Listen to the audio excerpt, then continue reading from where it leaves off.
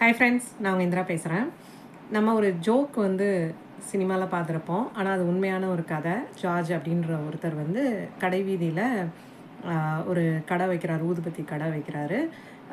முதல்ல சின்ன கடையாக வச்சு கொஞ்சம் வியாபாரம் நல்லா போனோடனே அதவே கொஞ்சம் பெரிய கடையாக வச்சு வெளியில் ஒரு போர்டு வைக்கிறாரு. இங்கு நறுமணம் மிக்க ஊதுபத்தி குச்சிகள் கடையில் கிடைக்கும் அப்படின்னு சொல்லிட்டு ஒரு போர்டு வச்சுருக்காரு. இது இங்கிலீஷில் போட்டிருக்காரு. Fragrant incense sticks available in this shop அப்படின்னு சொல்லி போட்டிருக்காரு.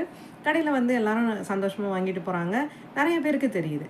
அப்போ வெளியிலேருந்து ஒரு கஸ்டமர் ரொம்ப படித்தவர் மாதிரி இருக்கார். அவர் திடீர்னு இவரை பார்த்துட்டு கடையெல்லாம் ஒரு மாதிரி மானிட்டர்லாம் பண்ணிவிட்டு ஒரு சஜஷன் சொல்கிற மாதிரி வெளியில் போய் போர்டை பார்த்துட்டு நறுமணம் மிக்க, அதாவது ஃப்ராக்ரண்ட்னு எதுக்கு போட்டிருக்கீங்க? ஊதுபத்தினாலே நறுமணம் மிக்கது தானே, அதை எதுக்கு போட்டிருக்கீங்க?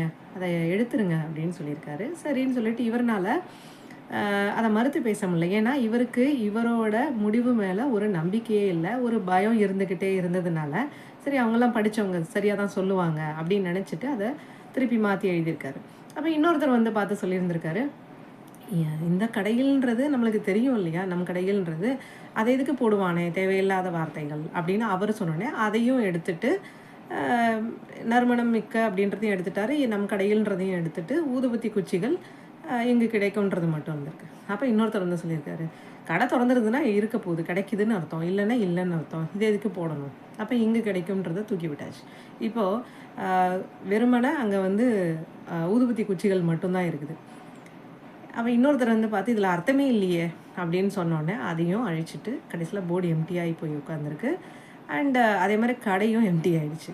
யாரும் வர்றதையும் நிப்பாட்டிட்டாங்க. கொஞ்சம் கொஞ்சமாக ஸ்லோவாகி அவர் நஷ்டம் வர ஆரம்பிச்சிருச்சு.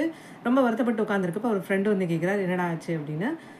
இல்லை இந்த மாதிரி நடந்ததுனோடனே அவர் திட்டுறாரு, உனக்கு உன் மனசு என்ன தோணுச்சோ, உனக்கு மனசில் என்ன தோணுச்சோ அதை நீ செஞ்சுருக்க, அது மேலே உனக்கு எதுக்கு டவுட் வருது? நீ முதல்ல எழுதி வச்சுருந்தப்போ உனக்கு வியாபாரம் நல்லா தான் ஓடிச்சு.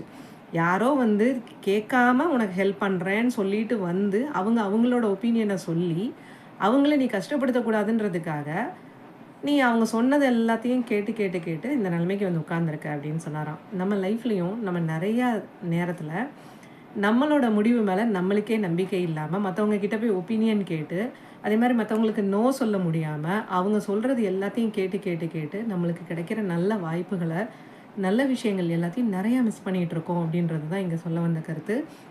நம்மளோட தனித்துவம் தான் நம்மளை வெற்றி பெற வைக்க போகிறதே. ஸோ அதை யாருக்காகவும் மிஸ் பண்ணவே பண்ணாதீங்க. ஸோ நம்ம ஐடென்டிட்டியை நம்ம மிஸ் பண்ணிடக்கூடாது. யாராவது ஏதாவது சொன்னாங்கன்னா அதனால உண்மையிலேயே நம்மளுக்கு பலன் இருக்கான்றதை யோசித்து பார்த்துட்டு செய்யுங்க. தேங்க்யூ.